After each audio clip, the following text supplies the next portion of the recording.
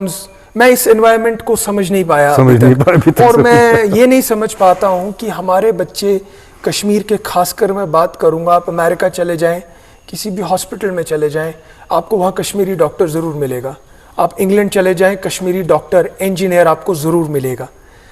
Against all odds business class ہے، I am sure suffered ہے.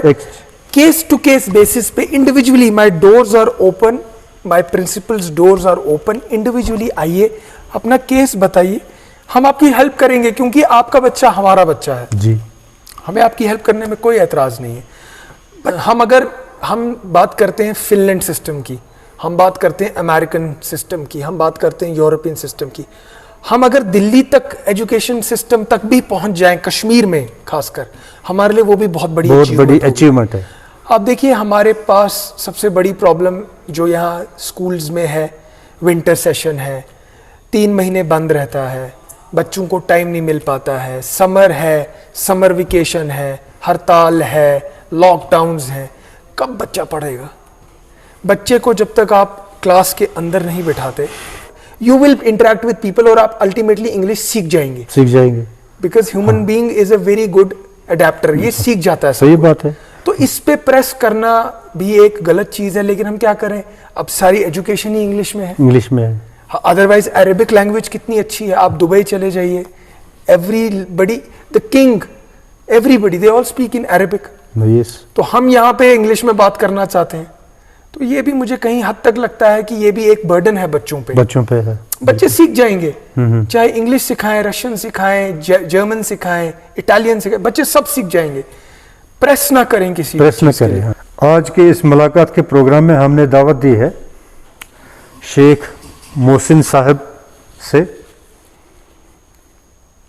جو ڈی پی ایس کالونی میں اس وقت موجود ہے، اور ہم ان کے دہلی پبلک سکول میں موجود ہے اس وقت. ان کی کنٹریبیوشن کیا ہے آج ان سے جانیں گے ہم. انہوں نے کب یہاں یہ سکول تعمیر کیا ہے، اور آج کل سکول کی جو ایجوکیشنل سکول کا جو ایجوکیشنل پلیٹ فارم ہے وہ کہاں تک انہوں نے ایکسپینڈ کیا ہے.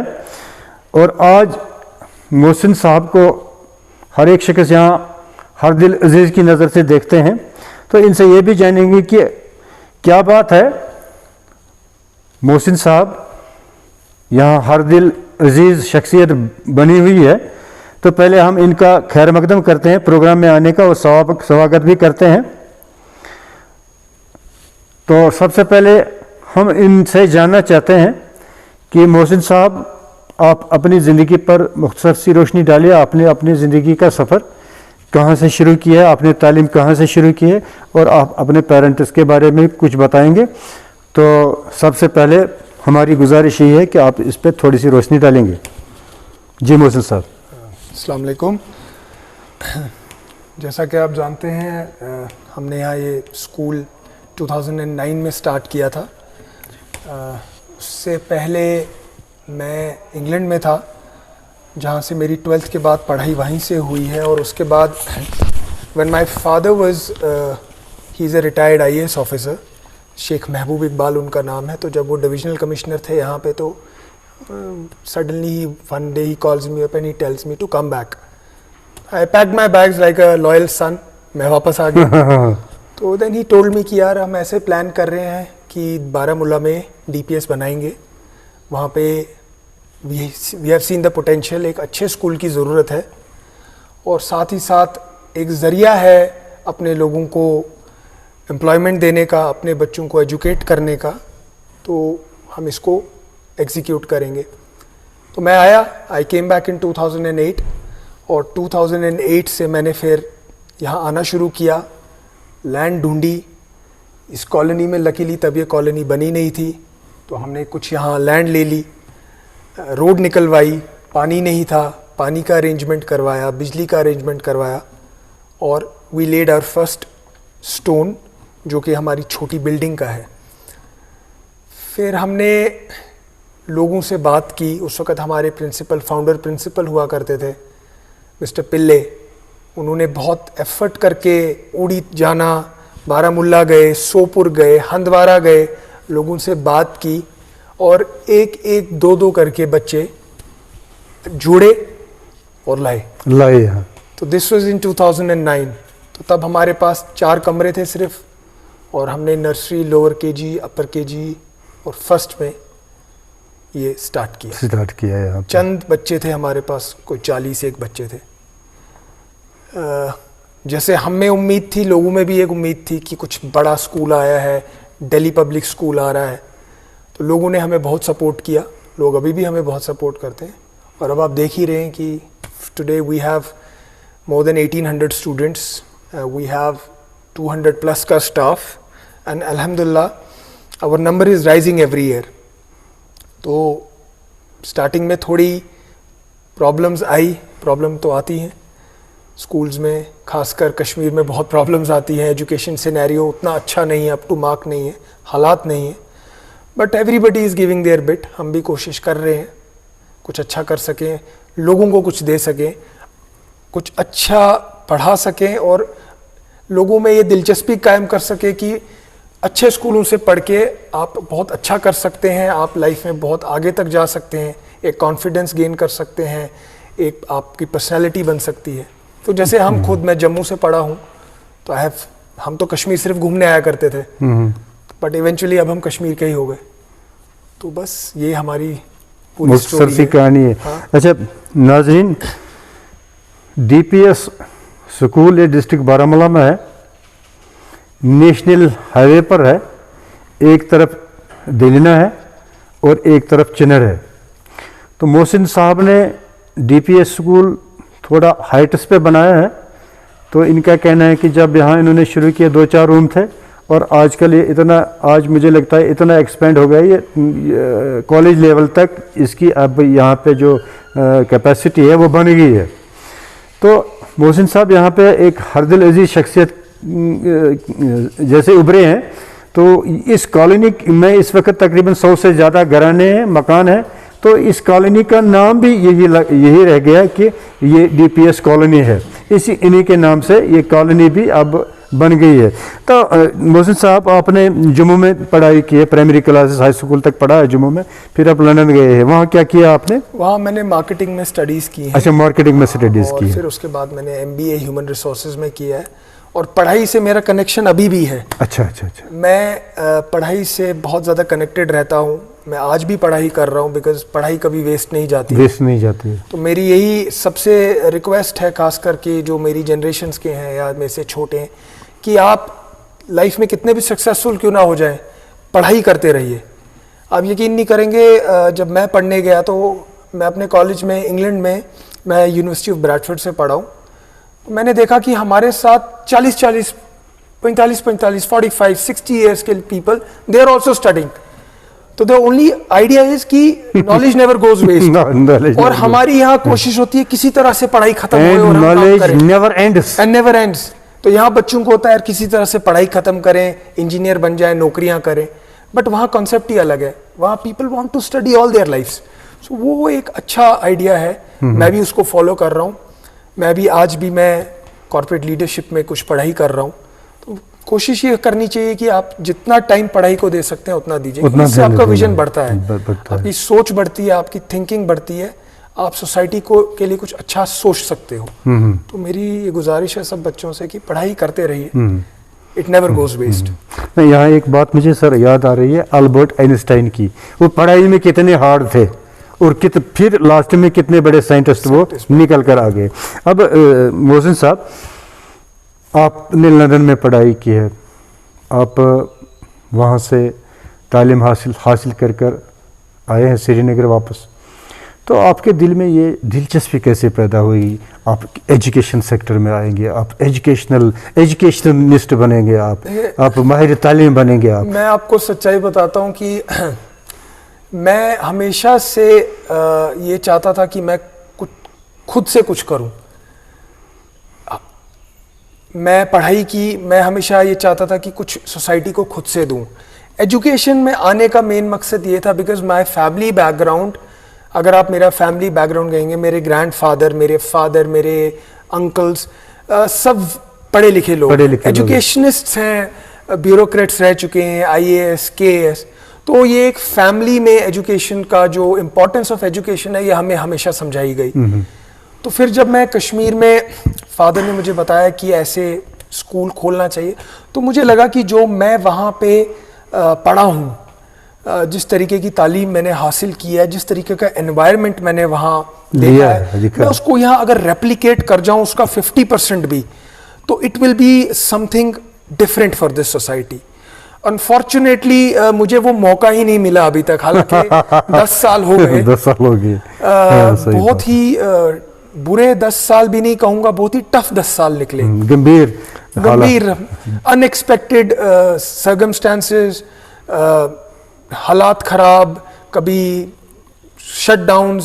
میں اس انوائرمنٹ کو سمجھ نہیں پایا اور میں یہ نہیں سمجھ پاتا ہوں کہ ہمارے بچے کشمیر کے، خاص کر میں بات کروں گا، آپ امریکہ چلے جائیں، کسی بھی ہاسپٹل میں چلے جائیں، آپ کو وہاں کشمیری ڈاکٹر ضرور ملے گا. آپ انگلینڈ چلے جائیں، کشمیری ڈاکٹر، انجینئر آپ کو ضرور ملے گا. Against all odds we have been able to penetrate into the European countries and get jobs, secure jobs there. But یہاں ہمارا حال بہت برا ہے. میں اس چیز کو لے کے بہت ہی، کیونکہ میں خود ایک فادر ہوں، میرے بچے ہیں، میں اس چیز کو لے کے بہت اپسیٹ ہوں کہ ہمارے بچے کریں گے فیوچر کا کیا ہوگا. فیوچر اتنا بلیک دکھتا ہے، چاہے وہ گورنمنٹ پالیسیز کی وجہ سے ہے، ہماری پالیسیز کی وجہ سے ہے، ہم لوگوں کی سوچ کی وجہ سے، لیکن things are not nice on ground. Things are not nice. جی محسن صاحب، آپ نے پڑھائی لندن میں کی ہے اور آپ اس وقت یہاں پہ جموں کشمیر ضلع بارہمولہ DPS اسکول میں ہیں. وہاں کی پڑھائی اور یہاں کا ایجوکیشن سسٹم، جیسے یہاں بچوں پہ وہ بڑے بڑے بستہ یا اسکول بیگ ان پہ لادے جا رہے ہیں، اس میں تقریباً 10 کلو 15 کلو کا ویٹ ہوتا ہے کتابوں کا. بچہ چھوٹا 4-5 سال کا ہوتا ہے. اور اب لندن بھی دیکھا آپ نے، اور وہاں اور یہاں کی جو ایجوکیشنل یہ سٹریم ہے، اس میں کیا فرق آپ کو لگتا ہے؟ دیکھیے، میں آپ کو بتاتا ہوں، لندن میں آپ اور اینی یورپین اور امریکن نیشنز آپ چلے جائیں، وہاں پہ پڑھائی is not by force, it is by choice. By choice, right sir. آپ یقین نہیں کریں گے، میں نے ایسے بھی لوگ دیکھے ہیں کہ جو آرٹسٹ بننا چاہتے ہیں، میوزیشینز بننا چاہتے ہیں، اس کو اسی لائن پہ لگا دیتے ہیں، اسی لائن پہ پرسیو کرتے ہیں، بس ایک سبجیکٹ اس کو آگے بڑھاتے ہیں اسی میں. آپ مانیں گے اگر آپ کا بیٹا یا میرا بیٹا کل کو بولے گا مجھے میوزیشین بننا ہے، کیا میں مانوں گا؟ میں بولوں گا پہلے پڑھائی کرو. تو یہ ایک ہم کو دماغ میں یہ فیڈ کیا گیا ہے، but this is circumstantial because India میں کمپٹیشن بڑا ہے. دہلی یونیورسٹی میں چلے جائیں 99.9% کٹ آف ہے، بامبے یونیورسٹی میں چلے جائیں گے 90% کٹ آف ہے، کسی بھی بڑی یونیورسٹی میں ایڈمیشن لینے کے لیے کٹ آف ہے. کٹ آف کہاں سے آئے گا جب بچے پڑھیں گے؟ تو کمپٹیشن ہی اتنا زیادہ ہے، لوگوں پہ پریشر، بچوں پہ پریشر اتنا زیادہ ہے، parents pressure, society pressure, the pressure of being successful in life. یہ بہت ہی ایک ڈس ایڈوانٹیج ہے ہمارے بچوں میں بہت زیادہ. اس چیز کو دھیان میں رکھنا چاہیے. 3 ایڈیٹس مووی آپ نے دیکھی ہوگی، کافی لوگوں نے دیکھی ہے، ایک سبق سکھاتی ہے وہ مووی. تو بچوں کو وہی کرنے دینا چاہیے جو وہ کرنا چاہتے ہیں. بٹ اس کا مطلب یہ نہیں ہے بچے پڑھائی نہ کریں. پڑھائی از ویری امپورٹنٹ. پڑھائی از the back bone. Like I said, knowledge never goes waste. پڑھائی از ویری امپورٹنٹ. بچوں کا پڑھنا بڑا ضروری ہے. پھر کوئی کرکٹر بننا چاہے، کوئی میوزیشین بننا چاہے، بٹ پڑھائی از the only thing that will sustain you for all your life. تو یہ طریقہ ہے. باقی پڑھائی کا سسٹم بہت الگ ہے. ہم بات کرتے ہیں فن لینڈ سسٹم کی، ہم بات کرتے ہیں امریکن سسٹم کی، ہم بات کرتے ہیں یورپین سسٹم کی. ہم اگر دلی تک ایجوکیشن سسٹم تک بھی پہنچ جائیں، کشمیر میں خاص کر، ہمارے لیے وہ بھی بہت بڑی اچیومنٹ ہے. آپ دیکھیے، ہمارے پاس سب سے بڑی پرابلم جو یہاں سکولز میں ہے، ونٹر سیشن ہے، 3 مہینے بند رہتا ہے، بچوں کو ٹائم نہیں مل پاتا ہے، سمر ہے، سمر ویکیشن ہے، ہڑتال ہے، لاک ڈاؤنز ہیں. کب بچہ پڑھے گا؟ بچے کو جب تک آپ کلاس کے اندر نہیں بٹھاتے، ٹل the time you don't interact with your peers or the teacher doesn't teach you, you will not be able to learn anything. खासकर आजकल जो सिनेरियो है, you only learn by doing. It is more methodological than theoretical. तो हम तो पिछले 3 साल से कुछ पढ़ा ही नहीं पाए हैं, unfortunately. हालातों की अच्छा सर, मोहसिन साहब, जो ये हम बच्चों को पढ़ाते हैं, 10-12 सब्जेक्ट पढ़ाते हैं बच्चों को, और जैसे आप अभी कह रहे हैं कि लंदन में या अमेरिका में स्पेशलाइजेशन है, जिस स्ट्रीम में बच्चे को दिलचस्पी है पढ़ने और आगे बढ़ने की, उसको उसी स्ट्रीम में वो डाल देते हैं. यानी कि वो 10-12 साल में इंजीनियर, 10-12 साल में डॉक्टर, 10-12 साल में कुछ भी बन सकता है वो. अब पहले तो हमें ये लैंग्वेज का प्रॉब्लम है. लैंग्वेज, पहले लैंग्वेज सीखनी पड़ती है, फिर उर्दू, हिंदी, अरबी, बहुत सारा कुछ सीखना पड़ता है. तो ये 10-12 सब्जेक्ट आ जाते हैं, तो इसमें हमारे 20-30 साल ज़ाया हो जाते हैं. हो जाता है ना सर, है? तो हमें क्या करना चाहिए, किस तरह से हमको सर्वाइव करना चाहिए? एक्चुअली ये एक बहुत ही डिबेटेबल क्वेश्चन है, बिकॉज जो इंग्लिश लैंग्वेज है, it is a universal language, but it is not just a universal language. Now it has become a point of prestige. Right, sir. कि मुझे इंग्लिश आती है तो मेरे से आप बात करेंगे, इसको इंग्लिश नहीं आती है, इसको उर्दू आती है. तो ये ना, यहाँ पे एक इंग्लिश लैंग्वेज को इन्होंने बहुत बड़ा एक पॉइंट ऑफ प्रेस्टीज बना लिया. आप अगर देखेंगे रशिया चले जाइए या चाइना चले जाइए, आप अक्सर टीवी पे देखते हैं, वो लोग इंग्लिश बोलते ही नहीं, वो लोग इंग्लिश बोलते ही नहीं है, वो अपनी लैंग्वेज में बात करते हैं, पढ़ाई भी अपनी लैंग्वेज में करते हैं. बिल्कुल. और हमें, आई डोंट नो, ये तो हमने नहीं स्टार्ट किया, हमने कहाँ से ये सिस्टम आया कहाँ से? See, languages are to be learned for interaction and communication. तो हमें तो इतना बर्डन किया जाता है. इनफैक्ट मेरे स्कूल में भी बोलते हैं, नहीं जी इंग्लिश में, you should all speak in English. Trust me, when you interact with people, you go outside your country or you move outside your state, or you will interact with people, और आप ultimately English सीख जाएंगे. Because human being is a very good adapter. ये सीख जाता है. सही बात है. तो इस पे प्रेस करना भी एक गलत चीज़ है, लेकिन हम क्या करें, अब सारी एजुकेशन ही इंग्लिश में है. अदरवाइज अरेबिक लैंग्वेज कितनी अच्छी है. आप दुबई चले जाइए, everybody, the king, everybody, they all speak in Arabic. Yes. तो हम यहाँ पे इंग्लिश में बात करना चाहते हैं. तो ये भी मुझे कहीं हद तक लगता है कि ये भी एक बर्डन है बच्चों पे है. बच्चे सीख जाएंगे, चाहे इंग्लिश सिखाएं, रशियन सिखाएं, जर्मन सिखाएं, इटालियन सिखाएं, बच्चे सब सीख जाएंगे. प्रेस ना करें किसी, प्रेस ना करें. हाँ, ठीक बात है. अब जब यहाँ का गोड़ा वाला जो गुलमर्ग में होता है, यहाँ का शिकारा वाला जो डल में होता है, उसने कहीं से इंग्लिश पढ़ा नहीं होगा मेरे ख्याल से. कुछ है, कुछ ने भी कुछ इंग्लिश, कुछ लोगों ने अगर पढ़ा भी होगा, मगर ऑलमोस्ट ऑल मुझे लगता है 80-90% लोगों ने नहीं पढ़ा होगा.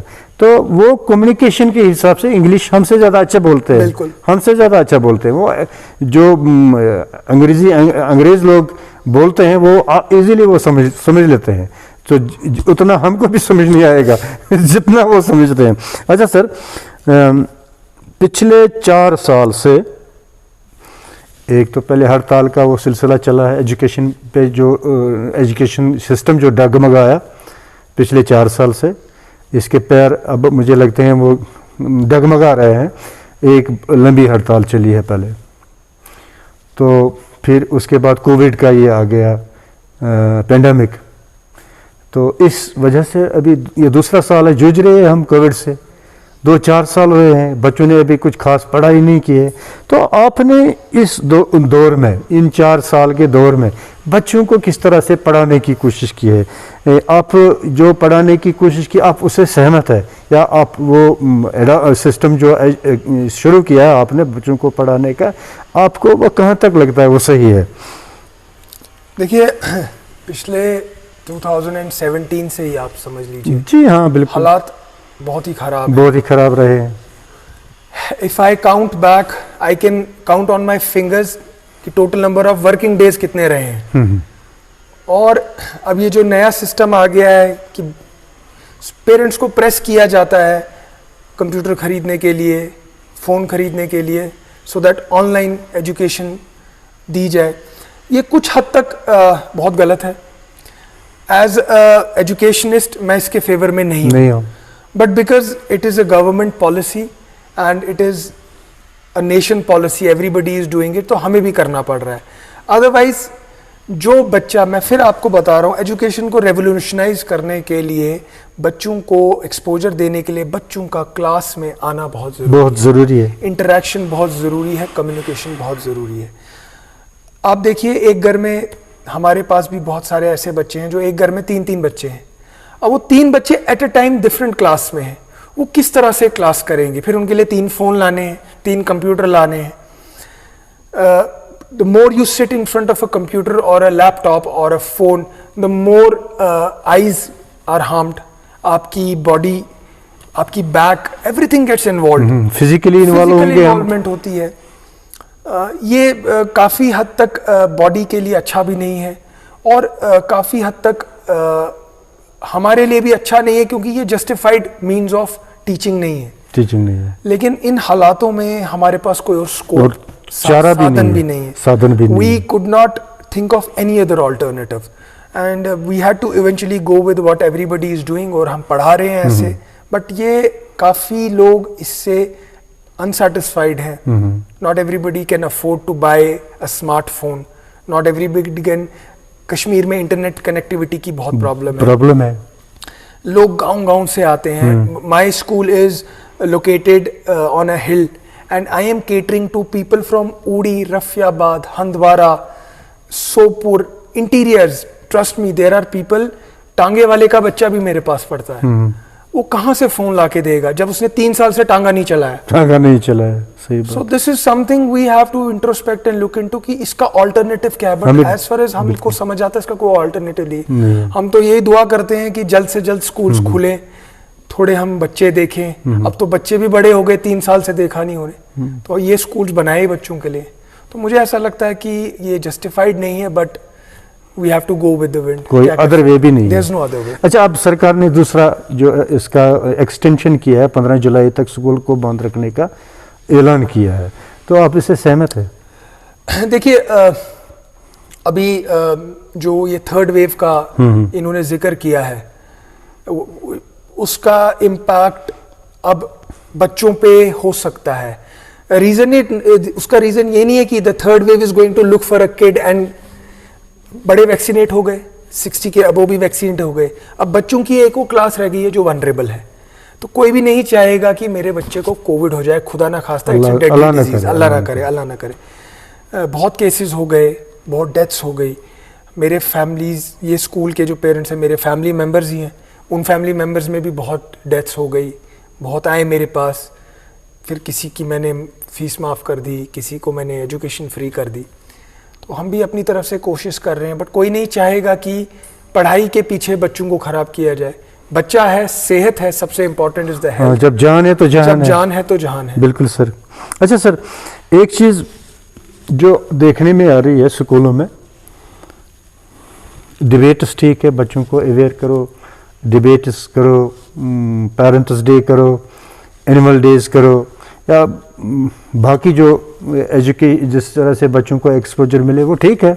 مگر ایک چیز میں نے جو عام دیکھا, بچوں کو سکول سے نکال کر ماحولیات کا ہفتہ منایا جا رہا ہے, صفائی کا ہفتہ اسے کہتے ہیں, وہ جو بہت پرانے زمانے سے منا رہے ہیں سکول والے. تو بچوں کو سڑکوں پر نکال دیتے ہیں, نعرہ بازی کرتے ہیں, لائن میں ان کو گھماتے ہیں, بازاروں میں, شہروں میں, گلیوں میں. صفائی سے انسان ہے, گلیز اور گندا وغیرہ تو حیوان ہے. تو مجھے اپنے حساب سے مجھے آبجیکشن ہے اس پر, کیونکہ بچوں کا کام ہے پڑھنا, اور ان کو بچوں کا کام ہے شکشا لینا, استادوں کا کام ہے پڑھانا. تو ان کو سڑکوں پر نکالنا, یہ باور کرانا ہے کہ یہ صفائی کا ہفتہ ہے, ماحولیات کو صاف رکھنے کا ہفتہ ہے, تو لوگوں کو یہ باور کرانا ہے کہ صحت, صفائی وغیرہ کس طرح سے کرنا ہے, کس طرح سے بچوں کو وہ کبھی کبھی گلی کوچوں میں بھی صفائی کرواتے ہیں, مجھے اس پہ آبجیکشن ہے. اگر بچوں کو صفائی کا ہفتہ یا صفائی کرنے کا ان کو گمان ہے گلی گلی, تو اسکولوں کا کیا مطلب ہے؟ تو بچے ایجوکیشن کس طرح سے لیں گے پھر؟ کیا یہ صحیح ہے کہ بچوں کو سڑکوں پہ نکالے اور لوگوں کو بتائے نہیں صفائی سے انسان ہے, گلیز اور گندا تو حیوان ہے؟ دیکھیں میں آپ کو بتاتا ہوں, دس از a revolution which a media has brought in. یہ پرانی چیز ہے. تب میڈیا نہیں ہوا کرتا, تب mood of deliverance of information نہیں تھا, ایکسپریشن نہیں تھا, فون نہیں تھے, کچھ نہیں تھا, تو لوگ نکلتے تھے, سمجھاتے تھے لوگ. آج کی ڈیٹ میں آپ اسکول میں بیٹھ کے یا گھر میں بیٹھ کے, چاہے آپ ارتھ ڈے کے بارے میں جاننا چاہتے ہیں, آپ کلینلینس کے بارے میں جاننا چاہتے ہیں, آپ کسی بھی چیز کے بارے میں, کسی بھی ٹاپک کے بارے میں جاننا چاہتے ہیں, آپ پڑھ سکتے ہیں. اور اس کو روڈ پہ جا کے منانے کا کوئی مطلب نہیں ہے. اتنا روڈ پہ بھی اتنا ٹریفک ہوتا ہے, لوگ ہوتے ہیں, گاڑیاں ہوتی ہیں. بچوں کا کام ہے اسکول آنا, ایجوکیشن لینا, and then go back home and spend good time with their parents. یہ سب چیزیں ہیں جیسے ہم بھی مناتے ہیں, ارتھ ڈے مناتے ہیں یا کلینلینس ویک مناتے ہیں. We do it in the school. ہم کوشش کرتے ہیں اس کو اسکول تک ہی رکھا جائے, اور بچوں کو یہ بولا جائے کہ گھر جا کے گھروں پہ کرو. روڈ پہ کلینلینس کرنے کے لیے گورنمنٹ نے میونسپلٹی ڈپارٹمنٹ کو بنایا ہے, تو اس کا کام ہے. اگر if they are not able to do their job properly, what can our kids do? تو یہ سب چیزیں اوائڈ کرنی چاہیے. اسکول میں کرنا چاہیے جو بھی آپ کرنا چاہتے ہیں, بیکاز بچہ دو ہی جگہوں پہ کمفرٹیبل رہتا ہے اور سیف رہتا ہے. ایک وہ اسکول ہے, ایک اس کا گھر ہے. تو بچوں کو روڈ پہ لے جانا یہ ٹھیک نہیں ہے. بالکل سر, بالکل میں اس کے خلاف ہوں. اور ایک طرف سے ہم یہ پروٹیسٹ کر رہے ہیں کہ بچوں کو آپ زیادہ کتابیں لوڈ کر رہے ہیں, دوسری طرف سے ہم بچوں کو سڑکوں پر گھما رہے ہیں, جھاڑو لے کر بولو صفائی کا ہفتہ ہے. جیسے میں نے آپ سے کہا نا, یہ بہت پرانے طریقے ہیں لوگوں کو ایجوکیٹ کرنے کا. Education has revolutionised, now you have technology in education. جی سر. اچھا, ایک کرپشن کے بارے میں ہم آپ سے پوچھنا چاہتے ہیں. ہماری جو ریاست ہے یہ پوری طرح سے کرپشن کی لپیٹ میں ہے. سچ کوئی بولتا ہی نہیں ہے, سچ کہیں کوئی اگلتا ہی نہیں ہے, اور سچا آدمی کی نظر ہی نہیں آتا ہے. اچھا, ہم لوگ اب جھوٹ کو ہی سچ سمجھتے ہیں, عادت سی ہوگی ہے, جھوٹ کو ہی سچ سمجھتے ہیں. یہ میں سمجھتا اس کا جو مین ریزن ہے, اس کا جو مین کارن ہے, یہ کرپشن ہے. کیونکہ کرپشن نے ہمارے ایمان کو بے ایمان کر دیا ہے. اب ہم آپ سے جاننا چاہتے ہیں سر, آپ لندن گئے ہیں, لندن میں پڑھائی کی ہے, آپ نے بہت سال وہاں بتائے ہیں. وہاں بھی کرپشن ہے, انیسٹلی لوگ وہاں کام نہیں کر رہے ہیں, اور یہاں جو کرپشن ہے تو اس کا علاج ہے کہیں کیا؟ جو لندن, یہ کشمیر, یہ ہے کیا سر؟ آپ کس نظر سے دیکھتے ہیں؟ یہ بہت ڈیپ ٹاپک ہے, بٹ میں آپ کو ایک چیز بتا دیتا ہوں کہ میں نے انٹرپرینورشپ میں ایک ٹاپک پڑھا ہے کہ ڈیولپنگ اکانومی. جی سر. جیسے ہم ایک ڈیولپنگ اکانومی ہے, ایشیا تقریباً سارا ڈیولپنگ اکانومی کا سب سے بڑا ٹیبو جو ہے وہ کرپشن ہے. آپ کچھ بھی کرنا چاہیں لائن میں کھڑا کر دیتے ہیں, آپ فائلیں چلاتے رہیں گے, آپ کا کام ہوگا, ایسا نہیں ہوگا, بٹ رائٹ ٹائم پہ نہیں ہوگا. سسٹم کو چینج ہونا بہت ضروری ہے. جو ینگر جنریشن ہے, جب تک یہ آگے نہیں آئیں گے, یہ اچھی ایجوکیشن, دیکھیں ایجوکیشن ہی سب کچھ ہے. ایجوکیشن اچھی ہے تو آپ کو corruption is whether it is good اور بیڈ آپ کو پتا ہے. تو every thing starts with one thing which is a proper schooling and proper education. تو کرپشن کو بھی ڈیل کرنے کے لیے ایجوکیشن از ویری امپورٹنٹ. دوسرا یہ بھی بہت امپورٹنٹ ہے کہ self introspection is very important. میں اگر خود آپ کو میں بتاتا ہوں, انگلینڈ جانے سے پہلے اور انگلینڈ کے واپس آنے کے بعد تک آج تک میں نے کبھی ایک ریپر یا ایک بنانا کا چھلکا راستے پہ نہیں پھینکا ہوگا, کیونکہ میں نے وہاں جا کے دیکھا کہ صفائی سے کیا ہوتا ہے. تو ویسے ہی آپ جب کسی اچھے سسٹم میں جاتے ہیں اور آپ یہ سمجھتے ہیں کہ اچھا سسٹم آپ کو کیا کیا ٹیچ کر سکتا ہے اور پریچ کر سکتا ہے, تو آپ بری عادتیں خود چھوڑ دیتے ہیں. اب یہاں کہیں پہ بھی جائیں گے, یوتھ کے ساتھ آپ جب بھی انٹریکٹ کریں گے, ہر یوتھ کی ایک ہی پرابلم ہے, امپلائمنٹ اینڈ کرپشن. یہ ایک ہمارا بہت بڑا موٹیو ہے کہ اس کو کس طرح سے ڈیل کیا جائے, اور انڈیویجول چھوٹے چھوٹے سٹیپس لے کے ہی اس کو ڈیل کیا جا سکتا ہے. میں یہ نہیں کہوں گا کہ there are know good people in the world, there are many good people in the world, but it only takes a right person to hold a right hand, and یہ چین بنتی ہے. تو ایک بار اچھی چین بن جائے, اچھے لوگ جڑ جائیں, اچھے, جس طرح سے ایک اسکول میں جب آپ اچھا اسٹاف, اچھے بچے, اچھے پیرنٹس ہو تو وہ پراسپر کرتا ہے. ایک بھی بیڈ ایپل ہو تو وہ سارے ایپل کو خراب کرتا ہے. تو to weed out that bad apple, that is very important, and it takes a lot of guts and a lot of courage to do that. تو میں یہی بولوں گا سب کو کہ یہ کیجیے. آپ اس میں لاس ضرور اٹھائیں گے, کیونکہ میں نے یہ پرسنلی بہت اس سے انکاؤنٹر محسوس کیا ہے کہ to be کریجیس and to be dedicated and have a vision, that's very important. Don't live like a commoner, then it's not worth living. Do something for your people, do something for your state, do something for your community, do something for the poor. تو یہ سب اگر آپ کریں گے تو I'm sure you will be successful. ایسا کوئی event ہے آپ کے ذہن میں, یا کوئی واقعہ ہے ایسے آپ کے ذہن میں کہ لندن میں آپ میرے خیال سے کم سے کم تو 10 سال آپ نے 7-8 سال تو بتائے ہیں آپ نے لندن میں, کوئی کرپشن کا واقعہ ہوا ہے وہاں پہ؟ نہیں, کیونکہ میں وہاں پڑھ ہی رہا تھا تو میں نے ایسا کوئی واقعہ نہیں دیکھا. In fact corruption is just a word in the dictionary their, it is not on the road. ایسا کچھ بھی نہیں ہے, ایسا کچھ بھی لندن میں کچھ نہیں. میں کافی گھوما ہوں, میں باہر اور بھی کنٹریز میں گیا ہوں, میں نے کبھی کرپشن. اچھا, آپ نے کیا محسوس کیا؟ وہ لوگ وہاں سچ بولتے ہیں یا آنیسٹلی کام کرتے ہیں, کیا کرتے ہیں وہ لوگ, وہ کس طرح سے آگے بڑھے ہیں؟ ایک جھوٹ کو چھپانے کے لیے 100 جھوٹ بولنے پڑتے ہیں, تو ایک سچ بولنے کے لیے کوئی جھوٹ نہیں بولنا پڑتا ہے. تو اس سے زیادہ میں آپ سے کیا کہوں, سچ بولنا اچھا. وہ آگے بڑھتے ہیں. دیکھیے, سچائی آپ کو ایک right, you should always go straight and turn right in your life, never turn left. تو میری لائف کا یہ موٹو ہے, go straight and turn right. Right he turn کرو, it's not this right, it's right. ہاں, go straight and turn right. تو things will change انشاءاللہ. Things are changing. اب ہم دوسری مصیبتوں میں پھنسے ہوئے ہیں, ادروائز. اب یہاں آ کر آپ نے دیکھیے پہلے حالات سے آپ جوجھ رہے ہیں, آپ بڑے اسکول, بڑا ادارہ بھی انسٹیٹیوٹ بھی بنائے آپ, اور آپ کو کرپشن کا بھی سامنا ہے. تو یہاں آ کر کے آپ کے دل کو کیا لگا؟ آپ ایک سچے ماحول سے نکل کر آپ ایک جھوٹے ماحول میں آ گئے. آپ کو دل کیا محسوس کر رہا ہے آپ کو؟ دیکھیں, ہوم سویٹ ہوم ہر کوئی گھر آنا چاہتا ہے. صحیح بات ہے. اور جب تک آپ کی لائف میں چیلنجز نہیں ہو, آپ کچھ اچیو نہیں کر پاتے ہیں. تو مشکلوں کے ساتھ you get a reward. G sir. And I've gotten this reward. میرے پاس اس وقت بارامولہ, حالانکہ I don't come from Baramulla, I come from Bhadarwah. I've done my schooling in Jammu. I've studied abroad.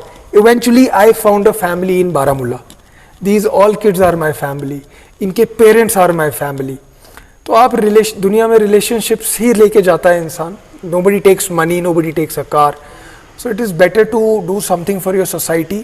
میں نے اپنی جنریشن میں بہت ایسے بچے دیکھے جو باہر سے سب چھوڑ کے یہاں آئے اپنی اسٹیٹ کے لیے, اپنے لوگوں کے لیے کچھ کرنے. The only ہکپ they have is corruption and انکوپریٹو attitude, but سب ہو جائے گا انشاءاللہ. وی آر ویری ہوپ فل. یہاں پہ آپ کا بچوں کا رول میرے خیال سے 1800 کے لگ بھگ ہے, 1800 کا لگ بھگ ہے. جب سب بچے گراؤنڈ میں آتے ہیں تو آپ کا دل کتنا خوش ہو جاتا ہے. یہ سب میرے بچے ہیں, میری فیملی ہے. اچھا, کتنی خوشی ہوتی ہے آپ کو. تو یہ اسکول آپ نے اپنے خون پسینے سے بنایا ہے. تو یہاں پہ آپ کا سٹاف وہ بھی 200-250 کے لگ بھگ ہوگا. تو یہ 2-4 سال جو ایجوکیشنل سسٹم ڈگمگایا, اور اکثر اور بیشتر اسکول سٹاف کو تنخواہ نہیں دے پائے, اجرت نہیں دے پائے, تو آپ نے کیا کیا سر؟ دیکھیے میرے پاس اس وقت تقریباً 200 کا اسٹاف ہے. یہ اسٹاف ہے اور یہ میری فیملی بھی ہے. When anything goes wrong in the family, who do you look up to? Your father or your elder brother? Yes. Or your mother? Right. For them, I am the eldest member of the family. Though I am younger than them, but I am the eldest member of the family. They are always looking up to me. And alhamdulillah, میں آپ کو کہہ سکتا ہوں کہ میں نے ان کو کبھی ناراض نہیں کیا. میں سیلری بھی آن ٹائم دیتا ہوں. کسی کو کوئی ضرورت ہو میں وہ ضروریات بھی پوری کرنے کی کوشش کرتا ہوں. جیسے میں نے آپ سے کہا کہ بہت سارے ایسے پیرنٹس ہیں جو واقعی ان کرائسس میں روڈ پہ آ گئے لٹرلی. تو میں ان سے بھی ریکویسٹ کرتا ہوں کہ اگر میں آپ کو ایک واقعہ بتاتا ہوں. ایک پیرنٹ آئے میرے پاس, I would not name that parent. ان کے 2 بچے میرے پاس پڑھتے ہیں, a girl and a boy. تو he told me he had come to collect his TC for the boy and not for the girl. تو I asked him کہ آپ نے یہ TC کیوں لے رہے ہو آپ, کہ آپ ہماری اسٹڈیز سے سیٹسفائڈ نہیں ہو. He said sir that is not the point. میرے کو 8 مہینے ہو گئے, I'm jobless اور میں بیٹی کو پڑھانا چاہتا ہوں. بیٹے کو میں کسی چھوٹے سے اسکول میں ڈال دوں گا. تو میں نے اس کو بولا ایک اپلیکیشن بناؤ, آپ یہ مت بولنا کہ میری معاف کر دو because you don't belong to that league, آپ ریڑے والے نہیں ہو.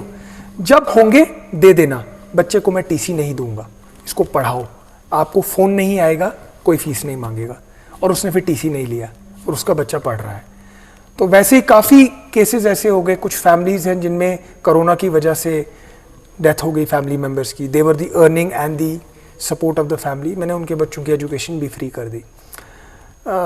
حالات خراب ہیں لیکن because like I said I am the head of the family, مجھے اپنے اسٹاف کا دھیان رکھنا ہے. میں سب چھوڑ سکتا ہوں لیکن میں اپنی فیملی کو نہیں چھوڑ سکتا. تو یہ میری فیملی ہے, مجھے ان کا دھیان رکھنا ہے, مجھے ان کو ٹائم پہ سیلری دینی ہے, ان کا دھیان رکھنا ہے کیونکہ یہ کنیکٹڈ ہے میرے بچوں کے ساتھ اور میرے بچوں کی پڑھائی یہ کرواتے ہیں. یہ ہمارا ایک پورا سرکل ہے, اسکول, ٹیچر, بچہ اینڈ پیرنٹ. تو یہ ایک سرکل کہیں سے بھی بریک نہیں ہونا چاہیے, یہ چلتے رہنا چاہیے. یہ ایک ٹیبل کی 4 لیگز ہیں, ایک ٹوٹ گئی تو ٹیبل کلیپس کر جائے گا. سو آئی وانٹ کہ this should be intact. So I am trying my best کہ اس کو کنٹینیو کیا جائے. یہ آپ کی سخی دلی ہے اور رحم دلی بھی اس کو کہیں کہ آپ یہ 4 سال میں جہاں پہ بڑے بڑے انسٹیٹیوٹ ٹرٹل ہوئے ہیں جو اکھڑ گئے ہیں تو وہ کوئی بند بھی ہو گیا, چلا بھی نہیں ہے, آپ اپنے اسٹاف کو راضی رکھیں, ان کو ٹائم سے آپ نے ان کو پیمنٹ کی ہے, تنخواہ دی ہے, اور بچوں پہ آپ بوجھ نہیں ڈالنا چاہتے ہیں کہ بھائی فیس لا وہ لا یہ لا. یہ آپ اپنے حساب سے جو کر رہے ہیں تو یہ دل کی یہ سخاوت ہے. یہ چینل کے تھرو ایک ہی ریکویسٹ ہے, جو ہمارے گورنمنٹ ملازم ہیں پیرنٹس, پلیز آپ لوگ ذرا, کیونکہ سب نے سیلری لی ہے, ایسا نہیں ہے گھر بیٹھ کے سیلری لی ہے, بالکل سر, تو آپ پلیز فیس وہ ہیزیٹیٹ نہیں کرنے چاہیے. جب انہیں جب وہ گھر بیٹھے سیلری لینے کے حقدار بن گئے تو بچوں کی فیس بھی ان کو دینے. جو بزنس کلاس ہے آئی ایم شیور جو سفرڈ ہے, کیس ٹو کیس بیسس پہ individually my doors are open, my principles doors are open. Individually آئیے, اپنا کیس بتائیے, ہم آپ کی ہیلپ کریں گے کیونکہ آپ کا بچہ ہمارا بچہ ہے. جی, ہمیں آپ کی ہیلپ کرنے میں کوئی اعتراض نہیں ہے. بٹ ایٹ لیسٹ گورنمنٹ ملازم, اور جہاں تک میرا ریکارڈ ہے, میرے اسکول کا ریکارڈ ہے, میرے پاس 85% پیرنٹس آر گورنمنٹ ملازم, تب بھی فیس نہیں دیتے کچھ, سم سیکشن. اور یقین کریں یہ اسکول اتنی میری خون پسینے کی کمائی نہیں ہے جتنی ان کی ہے. یہ school belongs to my parents, because 4 کمروں سے اگر میں آج یہاں پہنچا ہوں یہ میرے پیرنٹس کا سپورٹ ہے. بالکل, میں اس کو کبھی ڈینائی نہیں کر سکتا, اور I am always thankful to my parents. In fact those parents جو اس وقت فرسٹ یا سیکنڈ میں جنہوں نے ایڈمیشن لیا تھا وہ جا چکے ہیں, ان کے بچے پاس آؤٹ ہو چکے ہیں, because now we are higher secondary school. Even then I have really high regards for them, for those parents, very high regards. They have been with me through thick and thin, بہت میرے کو support کیا ہے, being an out cider also. آپ دیکھ ہی رہے ہیں اب آج ہمارا اسکول. جی بالکل. تو ہم آپ کی جو شخصیت ہے, میں سب پہلے بھی کہا کہ یہ ہر دل عزیز شخصیت بن گئی ہے. یہاں ڈی پی ایس کالونی آپ کے اسکول سے کے نام سے ہی منسوب ہے. تو ہم آپ سے تھوڑا بہت یہ جاننا چاہتے ہیں کہ ہم نے جو پڑھائی کی ہے وہ گورنمنٹ اسکول سے کی ہے، اور گورنمنٹ اسکول سے بھی بڑے بڑے سائنٹسٹ نکل آئے ہیں، انجینئرز، ڈاکٹرز وغیرہ وغیرہ، ہسٹورین نکل آئے ہیں. اور اب جو آج کا جو سٹیج ہے، دور ہے، اب والدین بچوں کو کیوں گورنمنٹ اسکول سے پڑھائی نہیں کرانا چاہتے ہیں؟ وہ آپ کے یہاں پرائیویٹ اسکول یا دوسرے کوئی پرائیویٹ اسکول میں ان کو ایڈمیشن دلوانا چاہتے ہیں یا ایڈمیشن لینا چاہتے ہیں. کیا فرق ہے؟ کیا فرق ہے؟ جب اگر یہ دیکھا جائے کہ جو گورنمنٹ اسکول کا ٹیچر ہے وہ 70-80 ہزار، لاکھ، 1.5 لاکھ، 2.5 لاکھ تک ان کی پے ہے، تو وہ چھوڑ کے اسکول بچے اور یہاں پڑھائی کر رہے ہیں، کوئی کیا فرق آ گیا اس میں؟ دیکھیے، میں گورنمنٹ اسکولس کے جو ٹیچرز ہیں وہ ایک پروسیس سے آ کے لگتے ہیں، junior teacher, senior teacher, lecturer, ان کا کوئی کمپیریزن نہیں ہے جب ٹیچنگ کی بات. لیکن آج کل جیسے میں نے آپ سے کہا، schooling is not only about education in terms of teaching, it is an over all development of اے کڈ. آپ خود دیکھیے میرے باہر گراؤنڈ میں یا میرے کلاس رومز میں جا کے، یا فار دیٹ میٹر میرے سوئنگز دیکھ لیں، ہم فیسلٹیز دیتے ہیں بچوں کو، ڈفرینٹ فیسلٹیز. بچے آج کل وہ ڈیمانڈ کرتے ہیں because it is a need of an hour. You want a smart class, آپ کو اسمارٹ کلاس چاہیے، آپ کو بسز چاہیے ایئر کنڈیشنڈ، آپ کو کلاس میں بینچ اچھا چاہیے. تو ہم لوگ جو پرائیویٹ پلیئرز اس ایجوکیشن سیکٹر میں اترے ہیں، وہ فیسلٹیز کے لیے بھی اترے ہیں، امپلائمنٹ جنریشن کے لیے بھی اٹھے، اور ایک اچھا ماحول دینے کے لیے اٹھے ہیں. کیونکہ بچہ چاہے گورنمنٹ اسکول میں پڑھے چاہے پرائیویٹ اسکول میں پڑھے، بچے نے پڑھائی تو کرنی ہے، بکس سیم ہے. It is just how you deliver the thing, you know. It's جیسے کہا جاتا ہے کہ ایک پلیٹ پہ آپ کس طرح سے پروستے ہیں. سو ہمارا ایک ٹریننگ پروسیس الگ ہے. ہمارے ٹریننگ پروسیس میں چیکس اینڈ بیلنسز بہت ہوتے ہیں. جیسے ٹیچرز کے ساتھ پیرنٹس ڈائریکٹلی کنیکٹڈ ہیں، کنٹیکٹس میں رہتے ہیں، میرے ساتھ کنٹیکٹ میں. ہم ریگولر ریویوز کرتے ہیں، بچہ اچھا پڑھ رہا ہے نہیں پڑھ رہا ہے. تو پیرنٹس چاہتے ہیں کہ یار اگر ہم نے یہی پیسے گورنمنٹ اسکول میں دینے ہیں تو ہم 15% زیادہ دے کے یا 10% زیادہ دے کے پرائیویٹ اسکول میں بچوں کو ڈال دیں. تو وہ ایک ریزن ہے کہ، اور آپ دیکھیں گے گورنمنٹ اسکولوں کی حالت بڑی خستہ ہے، ریزلٹس بہت برے ہیں، برے آ رہے ہیں. لیکن ان میں ٹیچرز کی کوئی خطا نہیں ہے، خطا خود بچوں کی ہے. جب بچہ پرائیویٹ اسکول میں پڑھتا ہے وہ فیس زیادہ دیتا ہے تو پیرنٹ دھیان بھی زیادہ دیتا ہے، لیکن گورنمنٹ اسکول میں فری پڑھے گا تو پیرنٹ دھیان نہیں دے گا. ایسا میں نے کئی جگہوں پہ دیکھا ہے. تو پرائیویٹ اسکولز میں یہ بھی ایک بہت بڑا ریزن ہے اوور آل ڈیولپمنٹ. جیسے میں نے آپ سے کہا، برانڈ، آپ برانڈز میں پڑھ رہے ہیں، یو فیل ہیپی. آپ بولیں گے میرا بچہ DPS میں پڑھتا ہے تو آپ بھی ایک پراؤڈ مومنٹ آپ کے لیے ہے، بچے کے لیے بھی ہے. بچہ کہیں بھی دنیا کے کسی بھی کونے میں چلا جائے، میرے اسکول کا بچہ، DPS کا بچہ دنیا کے کسی بھی کونے میں چلا جائے اور خدا نہ خواستہ گم جائے، تو اس کو صرف یہ بولنا ہے میں DPS بارہمولہ سے پڑھا ہوں. اس کا ڈیٹا سارا انٹرنیٹ سے نکال کے اس کو اس کے پیرنٹس کے پاس پہنچا دیا جائے گا. جی جی جی. تو یہ کچھ چیزیں ہیں جو پرائیویٹ اسکولز میں ایک بہت بڑا ایڈوانٹیج ہے. اور فیسلٹیز بھی ہیں، پرائیویٹ اسکول والے فیسلٹی بھی کریٹ کرتے ہیں، ہم بھی بہت فیسلٹیز کریٹ کرتے ہیں. ہم ایکسپینڈیچرز بہت کرتے ہیں، ہم اسکول ڈیولپ کرنا چاہتے ہیں، بچوں کو ایک اچھا انوائرمنٹ دینا چاہتے ہیں. ہمارا پروٹوکال بہت اچھا ہے. جب سے کووڈ ہے میرے اسکول کا پروٹوکال تو آپ نے دیکھا ہوگا، ہر جگہ آپ کو سینیٹائزرز ملیں گے، ہر جگہ آپ کو کلینلینس ملے گی، کہیں آپ کو کچھ نہیں ملے گا. تو we spend a lot and this comes from the face. تو یہ بچوں کا ہی پیسہ ہم بچوں پہ ہی کیوں نہ لگائیں. یہ ایک بہت ریزن ہے. گورنمنٹ اسکول میں ابھی بہت کچھ اچیو کرنا ہے. جی سر. ناظرین، ہم دیکھ رہے ہیں یہاں تقریباً 30-40 بسیں ہیں جو 4 مہینے سے بیکار ہے. کتنا 2 سال سے 2 سال سے بیکار. او مائی گاڈ، 2 سال سے بیکار ہے. اب کتنا نقصان ہوا ہوگا محسن صاحب کو، اس انسٹیٹیوٹ کو، DPS اسکول کو. کتنی دریا دلی ہے ان کی.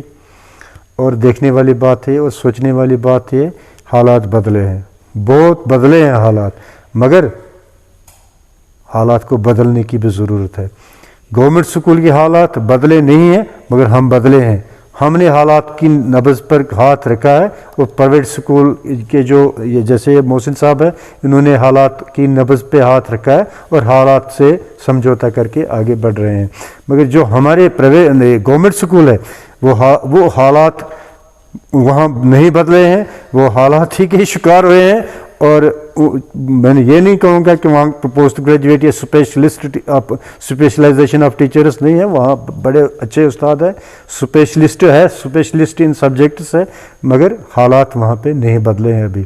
چلو محسن صاحب آپ کا ہم زیادہ وقت نہیں لینا چاہتے ہیں, اب تھوڑا ہم آخری مرحلے پر آ رہے ہیں. تو استاد کی اہمیت آپ کی نظر میں, استاد کی اہمیت آپ کی نظر میں کیا ہے, کس نظر سے آپ استاد کو دیکھتے ہیں؟ See, I'll share a incidents with you because obviously ہم جہاں آج ہیں either it is because of a teacher, a mentor, because of our parents. Obviously کچھ پیرنٹس ہی بچوں کے مینٹرز ہوتے ہیں. جو ایک ٹیچر ہوتا ہے, میں آپ کو ایک اس بارے میں بہت خاص کر آج کل کے سینیریو کو مد نظر رکھتے ہوئے, آج کل ٹیچر کی عزت نہیں ہے, میں آپ سے شیئر کر سکتا ہوں. Now money has become every thing. آپ کے پاس پیسہ ہے تو آپ کسی کے ساتھ بدتمیزی کر سکتے ہو, آپ کے پاس پیسہ نہیں ہے تو آپ کسی کے ساتھ بدتمیزی نہیں کر سکتے ہو. آج کل بینچ مارک آف بدتمیزی پیسہ بن چکا ہے.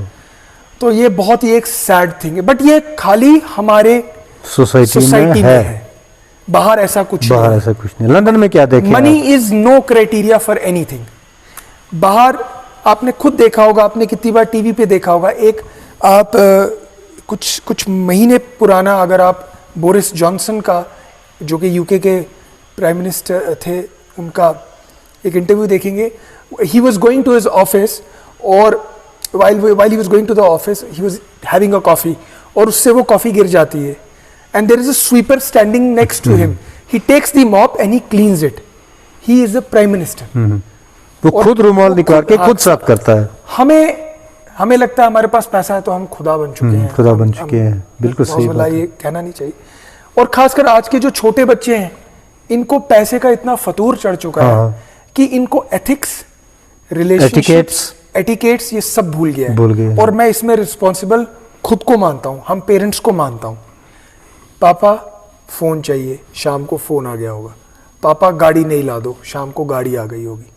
کوئی بینچ مارک نہیں ہے, کوئی طریقہ نہیں ہے.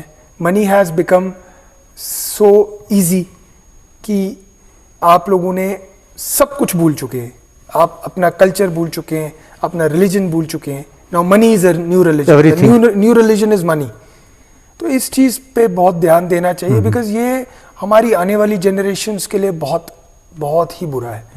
Because tough Times make you tough, easy Times make you easy and weak. سعودی کا ایک پرنس ہے, اس نے ایک میسج بنایا تھا کہ there was a time when my father used to ride a camel. My great grandfather used to ride a camel. He has gone through a very tough time. Then my grandfather started riding a small car.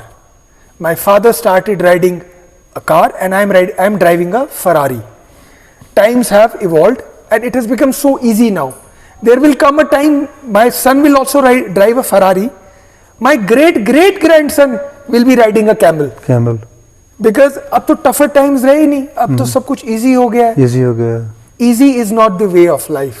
You have to struggle, you have to strive, you have to fight and contribute something and leave the bad, do only good. میں یہی آپ کو یہی بول سکتا ہوں, میرا life میں یہی ایکسپیرینس رہا ہے. This is tough but this is not unachievable and this is what I want my kids to learn, this is what I want the students of Baramulla to learn. I want جب میرا بچہ راستے پہ چلے, Baramulla D P S کا بچہ راستے پہ چلے تو وہ ایک پرسنالٹی ہو اپنے میں ہی, مہذب بچہ ہونا چاہیے. ایبسلیوٹلی. اور اس میں مجھے پیرنٹس کا بہت سپورٹ چاہیے. اگر پیرنٹس میری بات سمجھ سکیں تو آئی will be really glad. That's all I can. جی سر. اچھا آپ سر اب رخصت ہو رہے ہیں آپ سے, اپنے آخری پیغام میں آپ اپنے عزیزوں دوستوں بچوں یہ اپنے سٹاف کو کیا پیغام دینا چاہتے ہیں؟ بچوں کو تو بہت بہت پیار اور we are dying to meet them. I am dying to meet my kids because میرا ایک بہت اسٹرانگ کنیکٹ ہے میرے بچوں کے ساتھ. میں اکثر کلاس میں جاتا ہوں, بچوں سے ملتا ہوں. They treat me as an elder brother کیونکہ میں بھی ان سے کنیکٹ کر پاتا ہوں. پیرنٹس سے بھی سلام کیے ہوئے بہت ٹائم ہو گیا. I hope every body is keeping healthy safe and fine. This is very tough time. My staff is there, I interact with them regularly. الحمد للہ ایک پریزنس بنا سکے ہم یہاں پہ with in the society, with in the administration. But we still have a lot to achieve. بہت کچھ کرنا ہے. بس ایک بار اسکول کھل جائے ہمارا پورا پلان چارٹ آؤٹ ہے کہ ہمیں کرنا کیا ہے. So once we open and we come back to life, we are dead right now. Once we are back to life, we are back to normal. انشاءاللہ آپ کو پھر انوائٹ کریں گے and we will also like to call upon a lot of parents, meat them, great them and بچوں کے ساتھ کچھ اچھا کریں گے انشاءاللہ. That is the M. ناظرین, آج محسن صاحب سے بات ہوئی ہے.